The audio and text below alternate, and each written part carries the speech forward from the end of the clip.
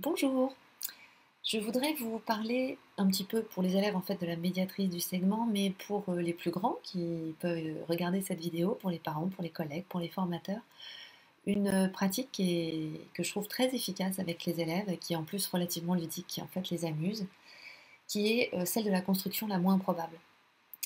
J'ai posé aujourd'hui en aide aux devoirs, en remédiation plutôt d'ailleurs, aux élèves la question: comment construire la médiatrice d'un segment?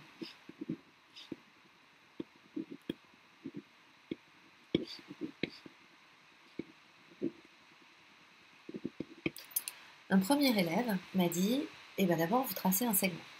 Ok. Ensuite il m'a dit, vous le mesurez. Donc ici j'obtiens 5,3 cm. Alors cet élève ne m'a pas demandé de nommer le segment. Sur le coup il m'a dit, ah ben c'est embêtant parce que 5,3 je ne peux pas le diviser par 2. Puis il a réfléchi, il m'a dit, ah ben si, parce que la moitié de 5,3 c'est la moitié de 5 plus la moitié de 0,3. Ça fait donc 2,5 plus 15 centièmes et j'obtiens 2,65. Pas facile à placer. Et il m'a demandé de placer un point à 2,65 cm des extrémités du segment. Ce que j'ai fait.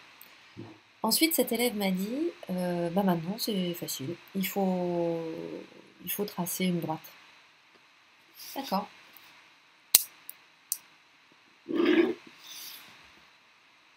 Tracer une droite. Ah, il m'a dit non, non, c'est pas ça. Il faut tracer une droite qui passe par le milieu. Ok, alors c'est ça la médiatrice dans ce cas-là. Ah, il m'a dit non, toujours pas.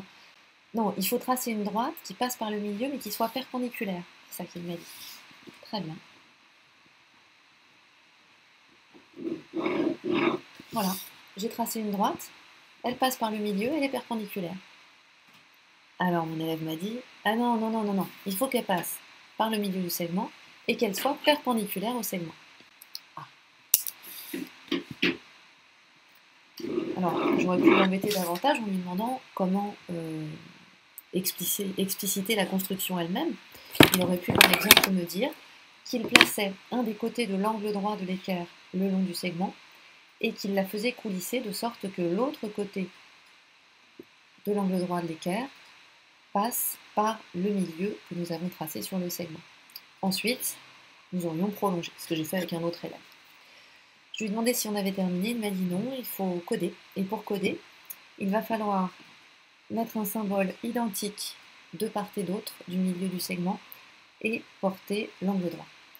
Alors ça, c'est vraiment un bon moyen et un moyen facile de montrer aux élèves que la précision du vocabulaire, que la rigueur des consignes, elle est fondamentale pour qu'on se comprenne. Et effectuer nous-mêmes en fait leurs consignes en faisant ce que ma collègue Edith Petitfour, chercheuse en didactique, qui m'a enseigné cette pratique, appelle la construction la moins probable, eh bien ça permet justement de leur montrer toute la charge d'implicite. J'ai demandé ensuite à un autre élève, c'est une élève d'ailleurs, de me donner la construction avec la règle et le compas. Alors elle m'a dit d'abord, elle a été assez précise, elle m'a dit d'abord de tracer un segment, ensuite elle m'a demandé de prendre pour écartement sur mon segment plus de la moitié du segment. Elle m'a demandé de pointer le compas sur une des extrémités du segment et de faire 2 arcs de cercle. Et elle m'a précisé un au-dessus et un au-dessous du segment. Donc ça lui a pas trop plu. Alors elle m'a dit, non, ben vous allez faire autrement, vous allez plutôt tracer un demi-cercle du côté du segment. Une autre élève d'ailleurs m'a proposé construction, un moyen de s'en sortir à peu près similaire. Ensuite elle m'a dit, vous allez mettre la mine du compas sur l'autre extrémité du segment. Elle m'a dit non, non, non, non, pas la mine, la pointe. Et vous allez tracer un grand arc de cercle. Évidemment, elle m'a dit, bah non. En fait, vous allez tracer à nouveau un demi-cercle, enfin, un demi-cercle, je ne sais plus exactement ce qu'elle m'a dit, mais je crois qu'elle m'a dit un demi-cercle, du côté du segment. Et là, elle m'a dit, à l'intersection des deux arcs de cercle, on place les points, on les fait apparaître, on les marque. Voilà, on marque les points. Et ensuite, on trace la droite qui passe par ces deux points. Puis elle m'a demandé, elle aussi, de coder la figure en étant assez précise. Voilà, deux constructions possibles pour la médiatrice et surtout une exigence.